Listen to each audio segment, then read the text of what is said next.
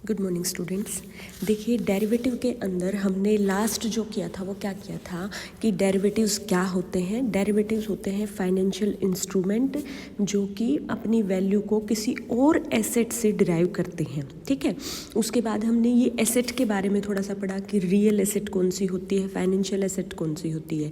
Real asset कौन सी थी? जिसकी खुद की कोई वैल्यू होती है, जिसकी इंट्रिंसिक वैल्यू होती है। फाइनेंशियल एसेट कौन सी है? जो क्लेम होता है अदर एसेट्स पर, ना कि उसकी खुद की कोई वैल्यू होती है। जैसे कागज़ के टुकड़े की कोई वैल्यू नहीं है लेकिन उसके ऊपर ये लिखा हुआ है कि इसकी फेस वैल्यू 100 है, ये शेयर है, तो वो क्या है? फाइनेंशियल क्लेम हो गया, वो जो भी कंपनी उसको इशू करे उसकी एसेट्स पर, इसलिए क्या है? वो फाइनेंशियल एसेट होती है। अब एसेट की क्लासिफिकेशन हमने की थी प्राइमरी, सेकेंडरी और टेरिशियरी एसेट्स। प्राइमरी एसेट्स हमारी जितनी भी टोटल एसेट्स हो सकती हैं दुनिया में, वो सारी हमारी प्राइमरी एसेट होती हैं, चाहे वो स्टॉक्स हो, बॉन्ड्स हो, करेंसी हो। ये पहली तीन जो है हमारी फाइनेंशियल एसेट है, क्योंकि स्टॉक्स, बॉन्ड्स और करेंसी ये क्लेम होते हैं, इनकी इंट्रिंसिक वैल्यू नहीं होती। फिर आती हैं कमोडिटीज़, जितनी भी चीज़ें हैं वो सारी हमारी कमोडिटीज़ हो जाएंगी। और रियल एस्टेट आती है फिफ्थ, जो कि क्या है? हमारी बिल्डिंग वगैरह और प्लॉट्स वगैरह। तो इनकी भी, क्योंकि हमारे पास दिखेगी ना हमें लैंड, तो वो भी क्या है? हमारी रियल एसेट है। फिर हमने डेरिवेटिव के बारे में पढ़ा कि जो ये जो एसेट है ना सारी 1 to 5 जो हमने बात की, स्टॉक्स, बॉन्ड्स, करेंसी, कमोडिटीज़ और रियल एस्टेट, यहाँ से अपनी वैल्यू को डिराइव करते हैं, उनको हम डेरिवेटिव या सेकेंडरी एसेट्स कहते हैं। ठीक है, ये सब हमने पढ़ लिया था। इसके बाद जो हम ये बात कर रहे हैं कि डेरिवेटिव्स जो हैं वो दूसरी एसेट से अपनी वैल्यू को डिराइव करते हैं, तो वो एसेट कहलाती क्या है? हमारी जो फाइनेंस की भाषा है उसके अंदर उसको बोलते हैं अंडरलाइंग एसेट।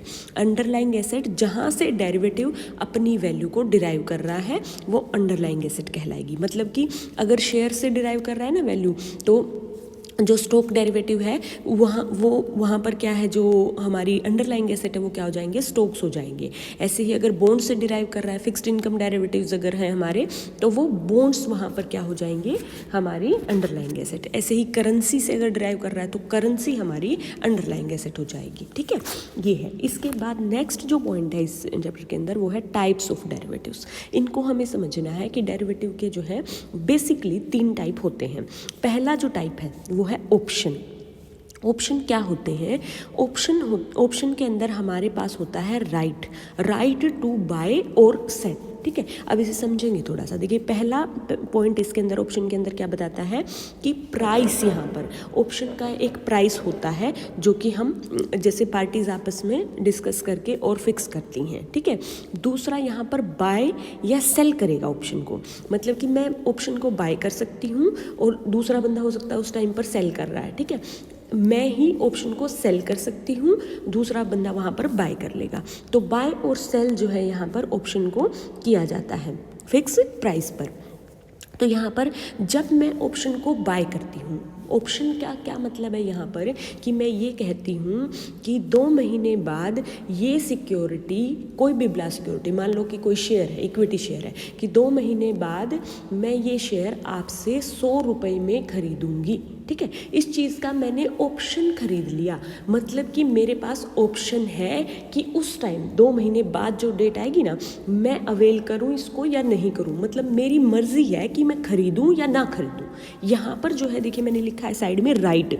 ऑप्शन में जो ऑप्शन होल्डर है, मतलब कि कॉल ऑप्शन अगर है, जिसको हम बाय करने वाला ऑप्शन की बात कर रहे हैं, तो वो क्या हो गया हमारा? मेरे पास अगर मैंने कॉल ऑप्शन खरीद लिया, यानी बाय साइड पर अगर हूँ मैं, तो मेरे पास ये ऑप्शन होगा कि मेरे पास ये राइट होगा कि मैं उस टाइम पर वो 100 रुपये में शेयर्स खरीदूं या नहीं खरीदूं।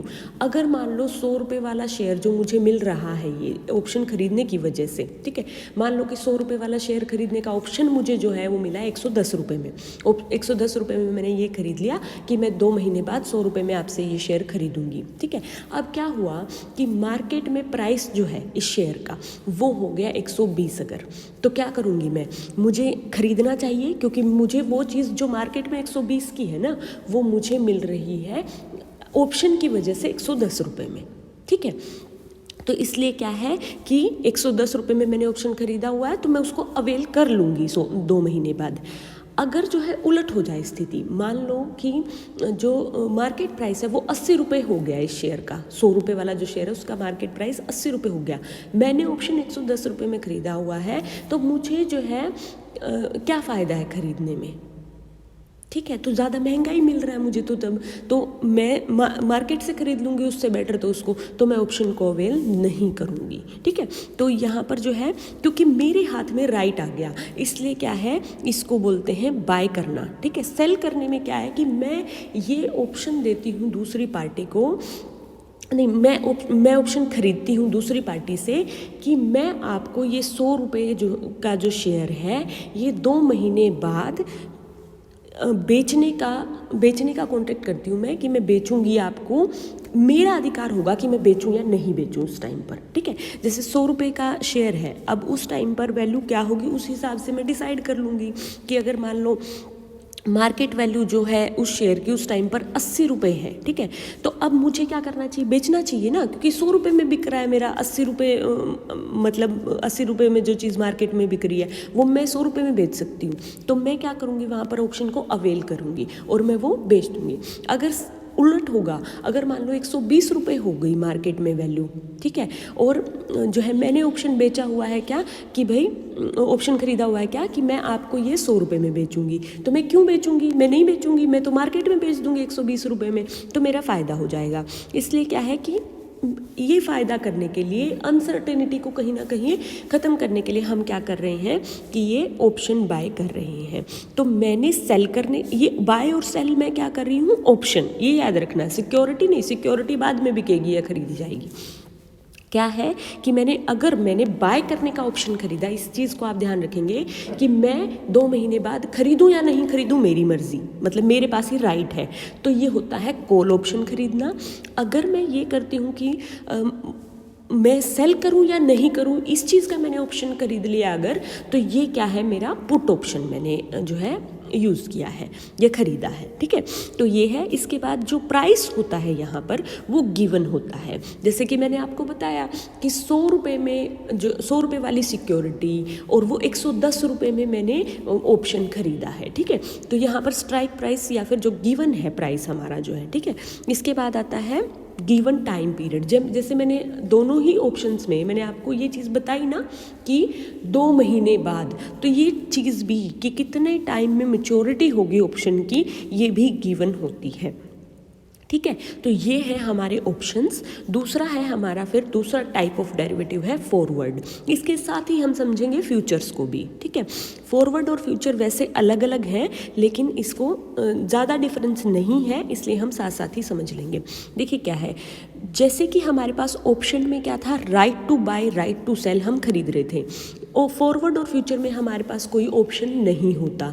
यहाँ पर हमने जो कॉन्ट्रैक्ट कर लिया उसकी हमारी ऑब्लिगेशन बनती है, मतलब हमें उस कॉन्ट्रैक्ट को पूरा करना ही पड़ेगा मैच्योरिटी पर। अगर मैंने कह दिया कि 1 महीने बाद मैं आपसे 100 रुपये का ये शेयर खरीदूंगी, तो मुझे खरीदना पड़ेगा, फिर मैं मना नहीं कर सकती। तो ये होते हैं फॉरवर्ड या फ्यूचर कॉन्ट्रैक्ट्स। अब यहाँ पर बाय और सेल करते हैं हम, यहाँ सेम चीज़ कि हमने फॉरवर्ड बाय कर लिया या फॉरवर्ड को हमने सेल कर दिया। तो जब हम बाय करते हैं, जब मैं ये कहती हूँ कि भाई मैं आपसे 100 रुपये का ये शेयर 1 महीने बाद खरीदूंगी, ठीक है, तो इसको बोलते हैं फाइनेंस की भाषा में, फॉरवर्ड कॉन्ट्रैक्ट्स में जब हम बाय करते हैं तो उसको बोलते हैं लॉन्ग पोजीशन। मैं जो हूँ लॉन्ग पोजीशन पर हूँ अगर मैं बाय कर रही हूँ, ठीक है। दूसरा जो है हमारा सेल, कि अगर मैं फॉरवर्ड को सेल करती हूँ, कि मैं ये कहती हूँ कि आपको 1 महीने बाद मैं ये 100 रुपये में बेच दूंगी, ठीक है, तो ये क्या है, शॉर्ट पोजीशन बोलते हैं इसको, यानी कि ऑब्लिगेशन क्या है मेरा कि मुझे सेल करना पड़ेगा वो 1 महीने बाद, ठीक है। तो चाहे वैल्यू उस टाइम पर कितनी भी हो, चाहे वो ज़्यादा हो चाहे कम हो, तो ये ऑब्लिगेशन मुझे पूरी करनी होगी। तो जब हम सेल करते तो उसको हम डेरिवेटिव्स की अगर भाषा की बात करें तो उसको बोलते हैं हमने शॉर्ट किया, इसको शॉर्ट पोजीशन पर है, ठीक है। बाय करते हुए किस पर है, लॉन्ग पोजीशन पर, सेल करते हुए किस पर है, शॉर्ट पोजीशन पर, ठीक है। दूसरा पॉइंट यहाँ पर क्या है, गिवन डेट। हमारा जो डेट जो है वो गिवन होगा कि उस डेट पर हम ये परचेज और सेल जो भी हमने जो है करना है वो करेंगे। इसके बाद प्राइस जो है वो गिवन होगा, जैसे मैंने कहा ना कि 100 रुपये में खरीदने का, 100 रुपये में बेचने का, तो 100 रुपये तो गिवन है, ये है। इसके बाद नेक्स्ट आता है given quality, quantity and place. अगर मान लो कि कमोडिटी है कोई, अब तो हमने शेयर की बात की ना, अगर मान लो कोई कमोडिटी हो, मैं ये कहती हूँ कि मैं आपको 1 किलो राइस, 1 kg राइस जो है मैं आपको 1 महीने बाद 100 रुपये में बेचूंगी, ठीक है। तो अब यहाँ पर क्या क्या चीज़ें गिवन होंगी, क्वालिटी, क्वांटिटी और प्लेस। किस क्वालिटी का राइस होगा वो जो मैं आपको बेचूंगी, किस क्वांटिटी में, मैंने क्या कहा 1 किलो। क्वालिटी क्या कि मान लो कौन से वाले चावल बेचोगे, अब चावल तो बहुत तरह के आते हैं, तो ये भी डिसाइड होगा कि कौन से वाले चावल मैं आपको 1 महीने बाद जो है 1 किलो बेचूंगी, ठीक है। तो क्वालिटी जो है मान लो बासमती चावल की बात है, तो 1 किलो क्वांटिटी हो गई, क्वालिटी जो है वो क्या हो गई, बासमती हो गई, और प्लेस भी कमोडिटी है ना, क्योंकि तो प्लेस भी निश्चित होगा, देनी तो पड़ेगी ना आपको मुझे, तो कहाँ पर बेचूंगी ये चीज़ भी जो है निश्चित की जाएगी। तो यहाँ पर क्या क्या गिवन है, गिवन क्वालिटी, गिवन क्वांटिटी और प्लेस कमोडिटी के केस में, ठीक है। गिवन प्राइस होगा, गिवन डेट होगी, बाय और सेल करेंगे, हम कुछ भी कर सकते हैं, फॉरवर्ड को बाय कर सकते हैं, सेल कर सकते हैं। ऑप्शन की तुलना में यहाँ पर अलग चीज़ सबसे ज़्यादा क्या है कि वहाँ पर ऑप्शन होल्डर जो है उसके पास होता है राइट, कि वो खरीदेगा या नहीं खरीदेगा, उसको ये राइट मिल जाता है, बेचेगा या नहीं बेचेगा, उसको ये राइट मिल जाता है। लेकिन फॉरवर्ड में क्या है, ऑब्लिगेशन है। अगर मैंने फॉरवर्ड खरीद लिया या फॉरवर्ड बेच दिया तो क्या है कि मुझे वो फिर कॉन्ट्रैक्ट को पूरा करना पड़ेगा, ठीक है, ये है। इसके बाद जो है थोड़ा सा समझने वाली बात कि फ्यूचर्स क्या हैं। हम क्या कर रहे हैं, फॉरवर्ड कर दिया हमने कॉन्ट्रैक्ट को, मतलब हमने आगे आने वाले समय में करना है, इसीलिए फॉरवर्ड बोल रहे हैं उसको। अब फ्यूचर भी तो आगे आने वाला ही समय है, तो इनमें क्या है, बेसिक अंतर ये है कि फ्यूचर्स जो हैं वो स्टैंडर्डाइज्ड होते हैं, ठीक है, फॉरवर्ड जो है वो होते हैं नॉन स्टैंडर्डाइज्ड, ठीक है। अब देखो, इसको समझने के लिए हमें ये समझना पड़ेगा कि जो फाइनेंशियल मार्केट्स हैं हमारी, वो 2 टाइप की होती हैं। एक होती है ओवर द काउंटर, जो ये OTC मैंने लिखा हुआ ना, ओवर द काउंटर मार्केट। दूसरी है हमारी स्टॉक एक्सचेंज।